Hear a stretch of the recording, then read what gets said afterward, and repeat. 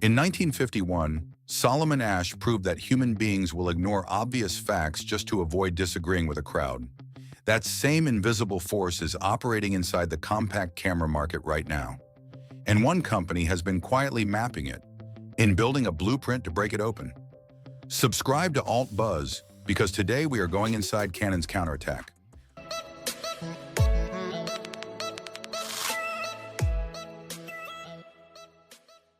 Around 2023, something shifted in the camera world. It was not a technology shift. It was a cultural one. Suddenly, retro was everything. Fixed lenses, grain, soft corners, analog aesthetics painted onto digital sensors.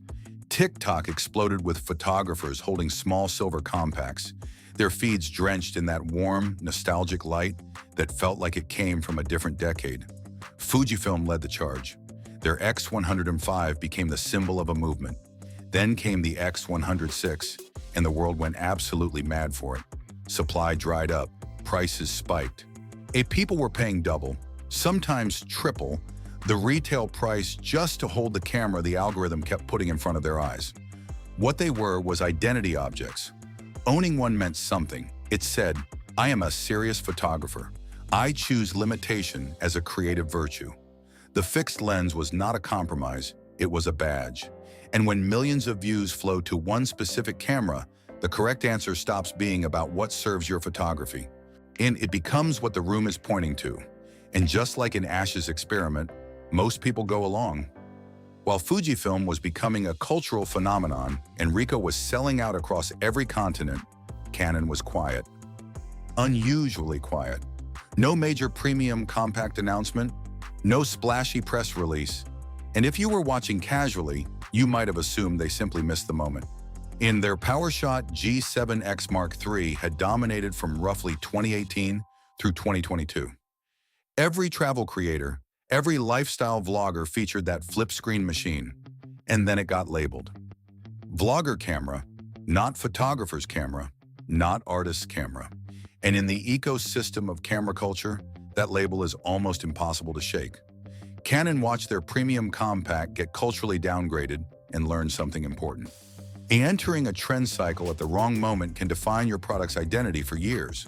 So they waited, watched the fixed lens obsession peak, prices inflate beyond reason, and frustration quietly build beneath a surface of public praise. And then, when the market was exhausted, Canon started building their counterattack. What we are looking at is the conceptual engineering blueprint for what could be the successor to the Canon PowerShot G5X Mark II. And every single feature has been designed not just to perform, but to psychologically disrupt the conformity trap holding the compact market hostage. Number 3, the autofocus reliability machine. Canon is expected to place a stacked 1-inch sensor paired with their flagship dual-pixel autofocus system inside this camera. A stacked sensor reads image data at dramatically faster speeds than a conventional sensor, meaning faster autofocus calculations, and a camera that reacts before you even consciously register that the moment has happened. Pair that with dual-pixel autofocus, and you get something the trend cameras simply cannot offer. Eye detection that locks on and does not let go. Subject tracking that anticipates motion rather than reacting to it. But here's the psychology. The retro compact aesthetic has quietly normalized imperfection. Canon is betting that a significant portion of the market has been tolerating those imperfections, not embracing them. They are offering a camera that takes the image you intended to capture, not the image the moment allowed. Number 2, the pop-up electronic viewfinder. Think about the physical posture of modern photography. When you hold a camera at arm's length and compose on a screen, your body is in a posture of consumption, watching the world from a distance. The same posture you use when you scroll a feed. Passive, observational, disconnected. But when you bring a camera to your eye, everything changes. Your field of vision narrows to the frame. The rest of the world disappears. You become part of the scene rather than a spectator of it. Canon knows that a pop-up electronic viewfinder is not just hardware. It is a ritual, the thing that makes you feel like a photographer rather than someone taking pictures. In a market built entirely around identity and feeling, That ritual is worth more than any spec sheet could ever convey. But even that is not the most dangerous feature on this blueprint. Number 1. The 24-120mm zoom. Here is the uncomfortable truth nobody in the fixed lens community wants to say out loud. A fixed lens is a limitation. And most of the time, limitations are not creative breakthroughs. They are just limitations. You are at a concert, and the moment you want is happening at the back of the stage. You cannot crop your way to the image you envisioned. You are traveling through a market in Istanbul wanting a tight portrait, but your fixed wide lens gives you context, not compression. You are hiking at dawn with golden light hitting a distant ridge, and your fixed lens gives you a landscape with a glowing speck. Now imagine a compact in your jacket pocket with a genuine optical zoom from 24mm all the way to 120mm equivalent, street at 24, portraits at 50, compression at 85, reach at 120, all without changing a single piece of glass. Canon is not attacking the fixed lens crowd directly. They are simply placing an exit door next to the people who have been secretly standing beside it for years. Before the question that might genuinely make you uncomfortable, a quick word. Join Alt Buzz membership for $5 a month and get early access and behind-the-scenes research notes. Elite partners get deep dive strategy reports and private live streams for $10 a month. Everything is at altbuzzmedia.com. And if you are not subscribed yet, now is the moment. Back to the story. If Canon delivers on this blueprint, pocketable body to 24-120mm optical zoom, stacked 1-inch sensor, dual pixel autofocus, pop-up electronic viewfinder, and a price designed to undercut the overinflated secondary market. By every measurable practical standard, this camera should win. But superiority does not automatically win. The market does not run on specs. It runs on identity. Remember Betamax?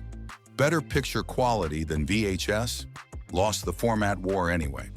How many technically superior Android flagships have failed to dent the cultural dominance of the iPhone?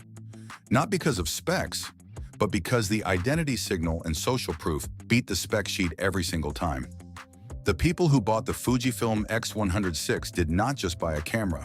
They bought membership in a tribe. And that identity is not something you give up lightly. Switching cameras feels like switching sides, like admitting the crowd was wrong.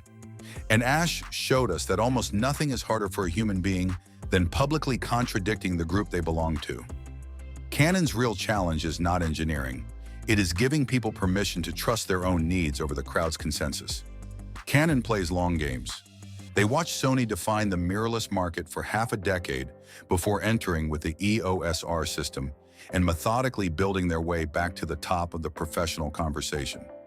That patience, when paired with real engineering capability, tends to produce something worth waiting for. The compact market right now is showing every sign of exhaustion that precedes a major shift. Supply has normalized.